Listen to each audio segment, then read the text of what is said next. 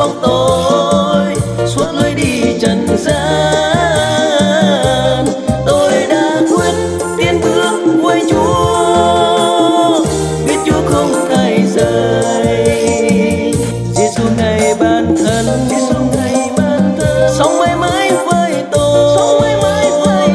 Tôi không còn âu lo khi tôi bước theo Ngài. Dẫu bầu trời mây áng với bóng tối suốt lối đi trần gian. Tôi đã quyết tiến bước với Chúa, biết Chúa không thay rời.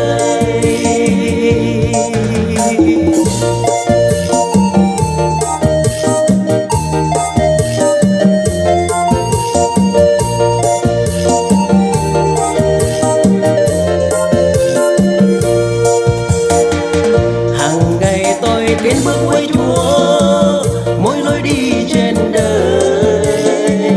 Hàng ngày tôi tiến bước với Chúa với tiếng ca rộn ràng. Dẫu bầu trời mây áng với bóng tối suốt lối đi trần gian.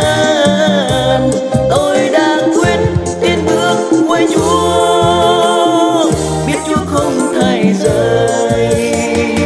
Giêsu ngày ban thân, sống mãi mãi với tôi.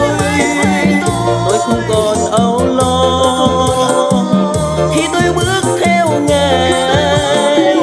Dẫu bầu trời mây áng với bóng tối suốt lối đi trần gian. Tôi đã quyết tiến bước với Chúa, biết Chúa không thay rời.